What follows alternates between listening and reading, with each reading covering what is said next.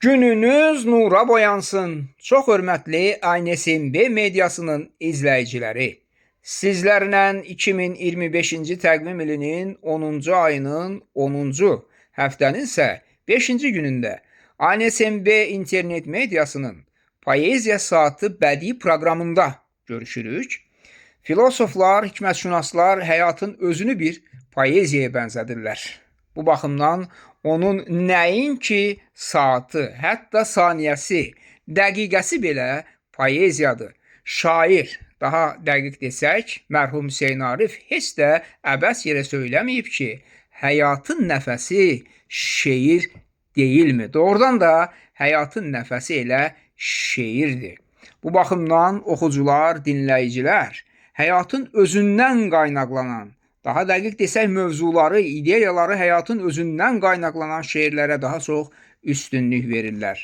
Və oxucular tərifli şeirlərdən daha çox tənqidi məzmunlu şeirləri sevirlər. Elə buna görə də mən istəyirəm ki, bu dəfə sizlərə tənqidi məzmunlu şeirlərimi, müəllif olduğum nəzm əsərlərindən nümunələri təqdim eləyim və nəzərinizə çatdırım ki, bu dəfə sizə təqdim eləyəcəyim şeirlər bax son dövrlərdə qələmə aldığım əsərlərdir.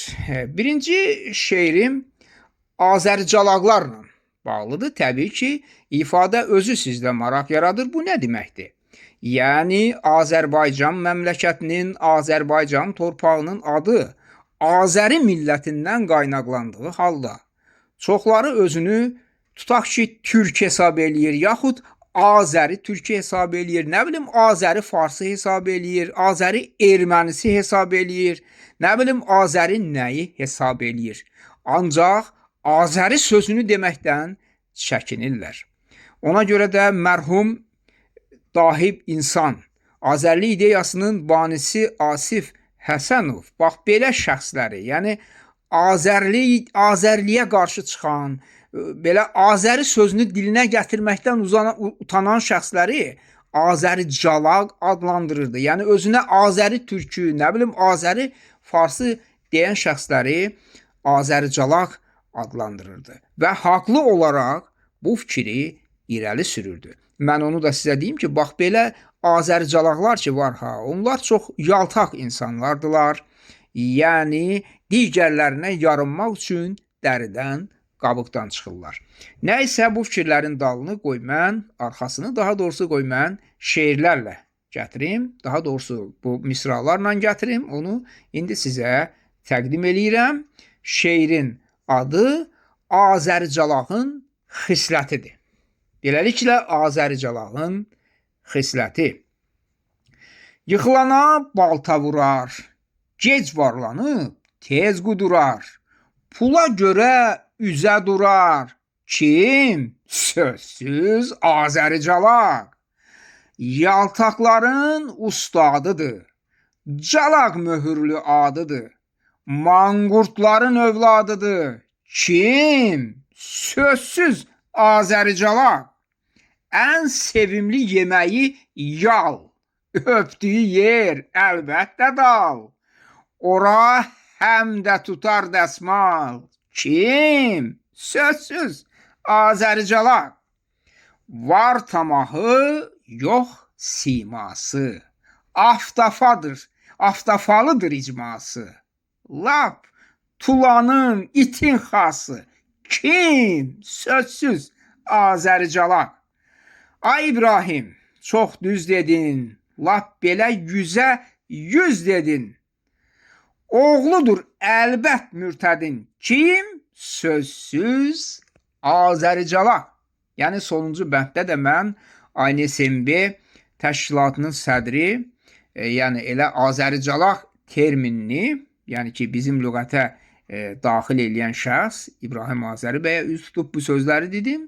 İbrahim Azəri bəy də o dahi insanın Asif müəllimin oğludur, onun varisidir və İbrahim Azəri bəy özünün məqalələrində Azəricalaqları kəskin şəkildə tənqid eləyib, onların simasızlığını çox gözəl səciyyələndirib. Elə ona görə də mən öz dərdimi, yəni bax bu fikirlərimi bölüşmək üçün həmişə İbrahim Azəri bəyə üz tuturam. Ona görə də elə şeirdə də bax Azəri calaqlarla bağlı ideyalarımı, onları, daha doğrusu onlarla bağlı tənqidi fikirlərimi bölüşmək üçün sonuncu bənddə elə İbrahim Azəri bəyə üz tutdum. Əlbəttə, həyatımız elədir ki, tənqidi mövzular demək olar ki, hər addımda özünü biruzə verir. Bu baxımdan hal-hazırda cəmiyyətdə çox böyük təbəqələşmə var. Təəssüf doğuran odur ki, Azərbaycan cəmiyyətində orta təbəqə yoxdur. Var lap kasıb, daha doğrusu lap yoxsul yaşayanlar. Bir də var harınlar, lap zəngin yaşayanlar. Və mənim növbəti şeirim, müəllif olduğum şeir kasıblarla bağlıdır. Yəni ki, günün kasıbı belə bir şeirlə bağlı, daha doğrusu belə bir mövzu ilə bağlı qələm aldığım şeiri sizə təqdim edirəm. Bu şeirdə siz, yəni kasıblardan müəyyən təbəqələrin, istismarçı təbəqələrin necə istifadə etdiklərinin şahid olacaqsınız. Beləliklə, şeiri təqdim edirəm. Kasıb piyadadır damalar üstə, daş kimi oynanır hər bir gedişdə. Vurulur, alınır o çox ahəstə, fəqət oynanmağı bir sir gedişdə. Ondan bəhrələnir hökumət özü, bahalı mallarda qalsa da gözü, fəqət yuxarıda keçmir sözü, lap belə mitili çıxsa da işdə. Oldu baha getməyi avtobusda, bunun da mı günahı yenə Rusda? Məyər kasıb yaşamalıdır Marsda? Uduzacaq şah vəzirə gedişdə. Yəni ki, reallığı siz özünüz bu misraların daxilində müşahidə etmək imkanı qazandınız. Növbəti şeirim də məntiqi bağlılıqla, bax elə bu mövzu ilə əlaqəlidir. Yəni bu ümumiyyətlə vətənin adından istifadə eləyən, ondan sui-istifadə eləyən şəxslərə aiddir ki, onlar vətən adından sui-istifadə eləyərək öz şəxsi maraqlarını təmin eləyirlər. Beləliklə, indi bax bu mövzuda yazdığım şeiri sizlərə təqdim eləmək istəyirəm. Buyurun, dinləyin. Neçə oğul, neçə can, oldu vətənə qurban, fəqət gör neçə məmur, bu vətəndən pay umur. Biri büdcəyə cumur, biri ona göz yumur, biri xaricə qaçır, biri ona yol açır. Biri əynində mundir, vicdanın kir tutur kir. Çünki haramdır ona, pul verib hər paqona. Biri seçki dəllalı, yaman bahadır malı. 5 ildən bir səs satır, yüksək mənsəbə çatır. Hal belədir, nəysə. Acıdır müqayisə, əskər can edir fəda. Atır özünü oda, məmursa can güdür can, edir vətəni qurban. Bəli, belə şəxslər axırıncı misrada göstərdiyim kimi vətənə qurban getmir, vətəni qurban eləyir. Yəni kimlər? Harınlamış məmurlar. Əlbəttə, günümüzün reallıqlarından bəhs eləyərkən özünü siyasətçi elan edən şəxslər də mənim tənqid hədəflərimdən birinə çevrilir. Bu baxımdan sizlərə Çayxana siyasətçisi ilə söhbət adlı bir şeirimi təqdim eləmək istəyirəm. Beləliklə, dinləyin.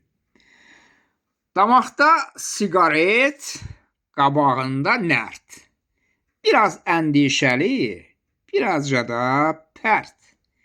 Güya ayırd edir yaxşını, pisi. Bəs kim? Çayxana siyasətçisi. Dedi, Rusiyanı dağıdacaqlar. Bu haqda mötəbər məlumatım var. Dedim, o məlumat hardandı səndə? Dedi, büro vardı qonşu Həsəndə. Dedim, bəs Həsənin kimdir müxbiri? O hardan öyrənmiş bu vacib sirri? Dedi, arvadı da, qızı da onun Dubayda qazanc üçün qaldırırdı onun. Onlar Rubioya xidmət eləyib. Katib özü bunu söhbət eləyib. Dedim, bəs Putinə nə edəcəklər? Ona hansı haqqı ödədəcəklər? Dedi, asacaqlar dar ağacından. Dedim, bəs qorxmursan dar ağacından? Dedi, nə edəcək ağacı onun? Dedim, gətirəcək dünyanın sonun. O ağac qitəyə girərsə əgər, Makronlar sağ qalıb gülərmi məgər? Susub siyasətçi içdi çayını. Mənsə bu şeirlə verdim payını.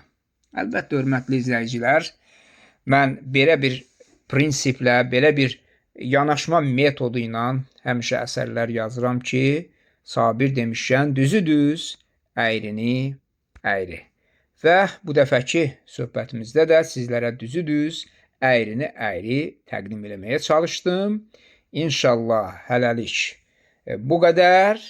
Görüşərik yenə. Sağ və salamat qalın.